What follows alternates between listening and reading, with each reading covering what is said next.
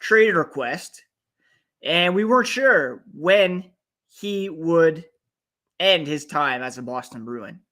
Here on the second day of 2023, he's the hero in the Winter Classic at Fenway Park, scoring 2 goals in a game against the Pittsburgh Penguins and proving to be as pivotal as anybody to Boston's success this season.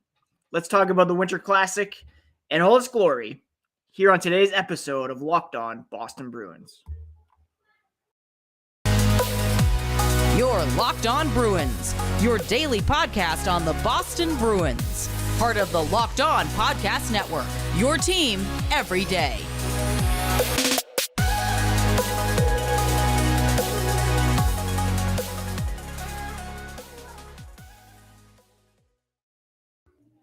What is up, Bruins fans, and welcome to a special live episode of Locked On Boston Bruins, just minutes after the Winter Classic was won by Jake DeBrusk and the Boston Bruins.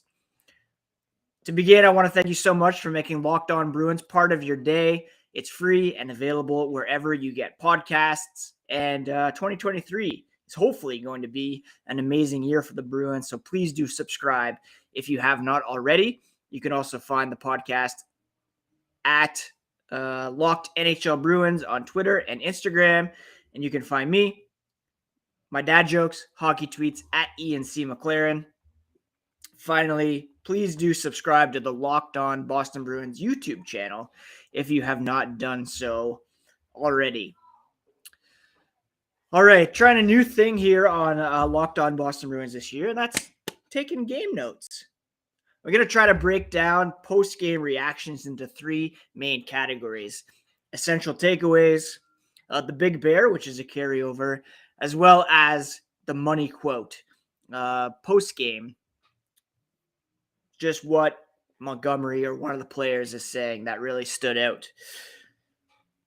At first, my takeaway was, outdoor hockey, not necessarily that great, right? The first couple periods, a bit lackluster, lacking in drama, lacking in high event hockey. And, the pros of the Winter Classic, of course, are the spectacle, increasingly kind of the social media vibes, those viral moments, the Bruins arriving in full Boston Red Sox gear was pretty awesome, building on the Lake Tahoe 90s vibes, which I kind of resonated with a bit more, just, not being a huge Red Sox fan, obviously. It's cool to see some personality pop out among these players as well. You saw the guys playing wiffle ball before the game and just skating with their families yesterday, and that was really cool. The cons, the ice wasn't great, low event hockey, and the Bruins early on were trying to make those extra passes that prevented them from hitting the back of the net until, of course, the third period, where our boy Jake DeBrusk hit the back of the net twice, leading the Bruins to a 2-1 win over the Pittsburgh Penguins. Now, Tristan Jarry, who was the starting goaltender for the Pittsburgh Penguins, was forced to leave in the first period with an apparent injury. Casey DeSmith came in and closed the door on the Bruins for a large part of the game until our boy Jake DeBrusk was able to tap it in from in close off a Brad Marchand attempt at 7:46 of the third period. And then at the 17:36 mark, he scored once again a similar goal, this time assisted by Taylor Hall and David Krejci. My boy Impossible Pie asking, didn't DeBrusk get the game winner at Notre Dame as well? Looking back, I think it was actually Sean Corrali who got the game winner there, scoring early, midway through the third period from Chris Wagner and Matt Grzelcyk. Brad Marchand adding an empty net goal in that one. So Jake DeBrusk, huge in this one. And my essential takeaway from this game is that he is the game breaker that people want the Bruins to acquire at the trade deadline as they look to make good on this very real opportunity to win the Stanley Cup in 2023. I've said it before on the podcast, you've seen people looking for the Bruins to trade for a Jonathan Taves or a Patrick Kane, Max Domi, perhaps a lot of these Chicago Blackhawks cast-offs. Bo Horvat's a guy that I would love. He's a guy that would be expensive and someone to keep for long-term. But if you're looking for like a rental, someone to play a game breaker role, you don't need to grab that right now. You have that in Jake DeBrusk. And he is as important to the Bruins this season as anybody in terms of, you know who the star players are going to be on any given night. You know that David Pasternak's going to bring it. You know that Patrice Bergeron is going to be solid. You know that Brad Marchand increasingly is getting back to his regular self-post hip surgery. Jake DeBrusk is that X factor. He's that game breaker. And right now, he ranks second on the team in goals this season, adding his 15th and 16th here today to surpass Patrice Bergeron for second in scoring behind David Pasternak's 25. He's on pace for a career year in terms of goals. He's likely going to eclipse 30 for the first time in his career, likely going to eclipse 30 assists. He's shipping in that way as well. And Boston's top 6 right now is really a top 7 because we saw the lines being shuffled today where to get things going, you had Marchand, Bergeron, Pastrnak, and then Hall, Krejci, DeBrusk as the second line.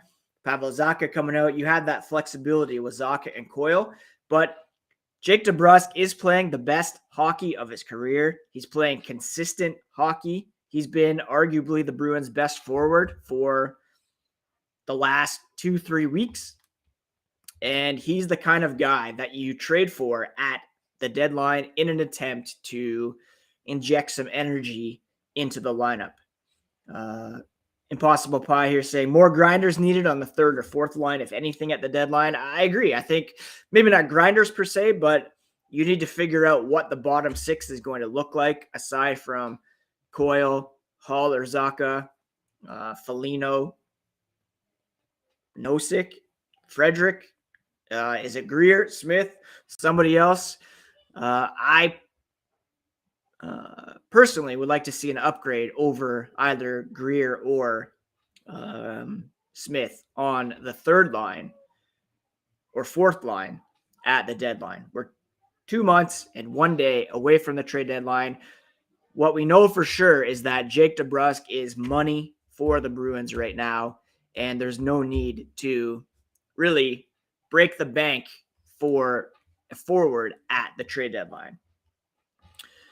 Coming up after the break, we are going to discuss the big bear of the night, see if there are any money quotes out there yet. I'm not sure if the players are talking quite yet as they soak up the atmosphere post-game. But first, this episode is brought to you by Athletic Greens. Athletic Greens is unbelievable. With one delicious scoop of AG1, you can absorb 75 high-quality vitamins, minerals, whole food sourced superfoods, probiotics, and adaptogens to help you start your day right. It's a special blend of ingredients that supports gut health, your nervous system, your immune system, energy, recovery, focus, and aging. Basically, all the things that we need to live healthy, holistic lives. Athletic Greens was created when the founder experienced a ton of gut health issues, ended up on a complicated supplement routine to recover, cost about $100 a day, which is insane. Created Athletic Greens after experiencing how difficult it was to create an optimal nutrition routine on your own. Right now, it's time to reclaim your health and arm your immune system with convenient daily nutrition. Just one scoop in a cup of water every day. That's it. No need for a million different pills and supplements to look out for your health. Athletic Greens is going to give you a free 1-year supply of immune supporting vitamin D and 5 free travel packs with your first purchase. All you have to do is visit athleticgreens.com/NHL network to take ownership over your health and pick up the ultimate daily nutritional insurance. All right, let's get back to the Winter Classic, and there's no doubt that Jake DeBrusk was the star of the game, and he's been, again, the Bruins 1, 2, at least top 3 forward for the past couple of weeks. Starred in this one, 2 goals on a team high 5 shots on goal that was tied with Taylor Hall for the team lead. When it comes to the big bear of the game, though, I'm going to give it to a guy who helped keep the Bruins in this one when they were a bit lackluster out of the gate, and that's been a theme over the last several games. Linus Ullmark made 26 saves on 27 shots for a .963 save percentage. He improved his season record to 21-1-1. How is that possible? How does a goalie in today's NHL have a record of 21-1-1? It's insane. And he improved upon his save percentage of .938 coming into this one. It's just insane. Over the last 5 games, he's posted save percentages of .963, .968, .925, .923, and .933. If you were fortunate enough to pick up Linus Ullmark on your fantasy squad early this season, you are laughing because it's the kind of performance that wins fantasy leagues. It's the kind of performance that wins regular season games. And it's the kind of performance that wins Stanley Cup championships. Linus Ullmark has been, I'm just thinking out loud here. Is it too early to put Linus Ullmark in Hart Trophy conversations? Certainly in the Vezina conversation, like without question, if the awards were voted on today, he'd be a finalist, if not the winner. Hart Trophy has to be a consideration. His numbers are going to regress a bit. He's not going to maintain this winning percentage all season long, but I mean, you have to think he will be in the most valuable player conversation if he remains this dominant. Yes, it's a team sport. It's a team effort. It's very difficult for a goaltender to win the Hart Trophy in today's NHL. Having said that, I mean, you can't discount the performance that he's put in for the Boston Bruins so far this season. So he's the big bear. And I mean, it's something that I could honestly give him every game these days based on his performance. Overall, it was a pretty even game. In all situations, shot attempts were 56, 55 in favor of the Bruins. Shots were 29-27. Scoring chances, 27-23. High danger chances is where things really started to tilt. 14-5 in favor of the Bruins. And they certainly came alive, poured it on in the third period. 2.4 to 1.68, the expected goals in all situations. The Bruins improving their season record to 29-4-4. They are now 10 points clear of the Toronto Maple Leafs for first in the Atlantic Division. And it's going to take a lot for the Bruins to be caught in the Atlantic Division, much less the Eastern Conference and the NHL. Carolina Hurricanes, however, are moving up. That reminds me, on tomorrow's podcast, that would be Tuesday. Every Tuesday, we do the Atlantic Division Power Rankings because we are now in the 2023 half of the schedule. I'm going to expand that to the Eastern Conference, take a look at the entire Eastern Conference playoff picture because there's starting to be some separation between the playoff teams and non-playoff teams. And if the Bruins are going to stay in first place, you have to keep an eye on the wild card because chances are the Bruins could play a Metropolitan team in the first round of the postseason. So, Big Bear, Linus Ullmark. Essential takeaway from this one is that Jake DeBrusk is the game breaker. People think the Bruins need to add at the deadline to contend. And not seeing any money quotes coming out just yet. I'm sure the Bruins will have a lot to say, and we'll, of course, touch on the Winter Classic again on tomorrow's podcast. All right, another quick break before we wrap up here today. I want to thank you once again for making Locked On Boston Bruins part of your day every single day. Free and available on Apple, Spotify, Pocket Casts, YouTube. For your second listen, check out the new Locked On NHL Prospects podcast, your daily podcast covering the next generation of hockey superstars leading up to the NHL draft. A lot about the World Juniors going on as well, which we'll touch on tomorrow with respect to the guys representing their home countries who are Bruins prospects. That's Locked On NHL Prospects, available on YouTube and wherever you get podcasts. All right, the Winter Classic has come and gone. I hope everybody who was fortunate enough to be in attendance had a great experience. So many cool shots on Twitter, Instagram that I was able to enjoy today. A bit of FOMO, missing out on that. Wished I could have been there, but alas, here we are in Guelph, Ontario, Canada, watching from afar and jumping on here. How's this for the money quote? Nick Foligno on Linus Ullmark via Connor Ryan. He is insane. And there's no doubt about it. He is insane right now.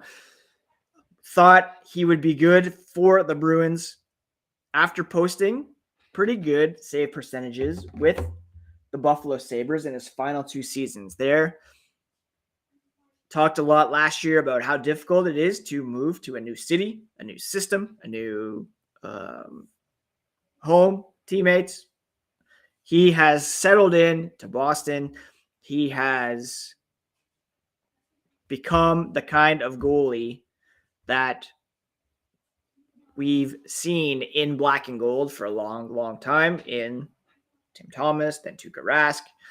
And I'm not saying he's on their level, but the way he's playing right now is as good as we've seen from those two guys in their careers with the Boston Bruins. And hopefully we can see him replicate these numbers when it matters most in the postseason. Now, the Bruins are actually off for the next couple of days as they prepare for a West Coast California road trip. They'll take on the Kings in LA on Thursday, the Sharks in San Jose on Saturday, both 10:30 p.m. starts. Chances of me staying up that late are not high, but if you're planning to, then you are a true black and gold fan. And then on Sunday, they'll be in Anaheim to take on the Ducks at 8:30 p.m. start. So between today and January 11th, only 3 games on tap. They'll have 3 days to adjust from California time back to Boston time. And then they'll play Seattle, Toronto, and Philadelphia on a 3-game homestand.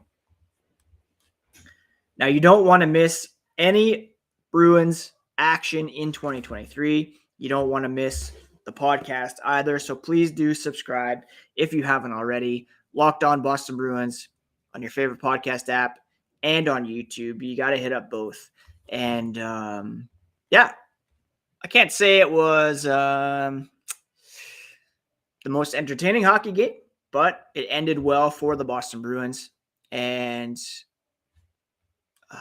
again, huge shout out to Jake DeBrusk for providing the offense, Linus Ullmark for locking things down, and just seeing he said after the game to Sofia Jurstevich on Nesson, he could talk on and on about this team and how happy they are together. You really get those vibes from the Bruins. They are a close-knit group.